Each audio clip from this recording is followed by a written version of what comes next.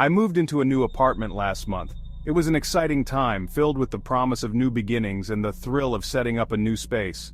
A cozy one-bedroom place in an older building downtown. It had character, creaky floors, exposed brick and high ceilings.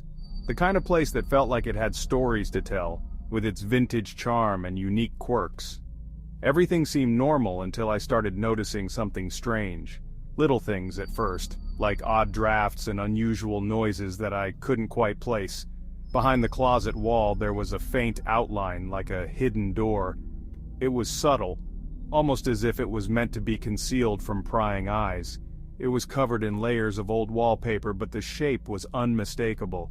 Curiosity got the better of me and I decided to investigate. I couldn't resist the urge to uncover what lay behind it. I peeled back the wallpaper, revealing a small wooden door about 4 feet tall. It looked ancient, like it hadn't been touched in decades. It was locked, but the lock was old and rusty. I easily pried it open with a screwdriver. The sound of the lock giving way echoed in the quiet apartment. The door opened into a narrow, pitch-black hallway that seemed to extend deep into the walls of the building. It was like stepping into another world, one that had been hidden away for years. I grabbed a flashlight and squeezed inside, the air growing colder with each step. The beam of light cut through the darkness, revealing more of the mysterious passage. The walls were lined with old, faded photographs pinned up in a row, black and white images of people standing in the same room I was in. It was eerie, like they were watching me. Their eyes seemed to follow me, hollow and expressionless. It sent chills down my spine, making me question what I had stumbled upon. As I ventured further, the flashlight flickered, and I heard faint whispers echoing through the corridor. The whispers were unsettling, like they were trying to tell me something. It sounded like multiple voices, overlapping, speaking in a language I didn't recognize.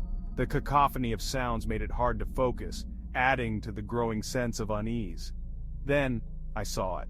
At the very end of the hallway was a large mirror, reflecting back not just me but other figures standing behind me.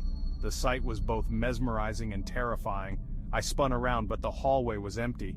The figures in the mirror had vanished, leaving me questioning my own senses. And that's where I froze. My mind raced with possibilities, each more frightening than the last. Was this some kind of prank? The thought crossed my mind, but the atmosphere felt too real, too intense to be a simple joke. Or maybe a forgotten part of the building's history? The building was old after all, and who knows what secrets it held from the past.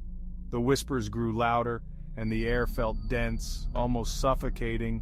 It was as if the walls themselves were closing in on me. I knew I had to get out of there. Panic set in, and I turned to run, my footsteps echoing loudly in the confined space. I rushed back through the hallway, barely glancing at the eerie photographs, and shut the door behind me. My heart was pounding. The sense of relief was overwhelming, but so was the lingering fear. I had no idea what I'd stumbled upon, but one thing was clear. This apartment had secrets. Secrets that were now a part of my life, whether I liked it or not. And now, so do I. The experience had changed me, leaving me with more questions than answers. Thanks for watching. If you enjoyed this adventure, hit that like button and don't forget to subscribe for more urban explorations. Your support means the world to me. Who knows what I'll find next? Stay curious, friends. The world is full of hidden wonders just waiting to be discovered.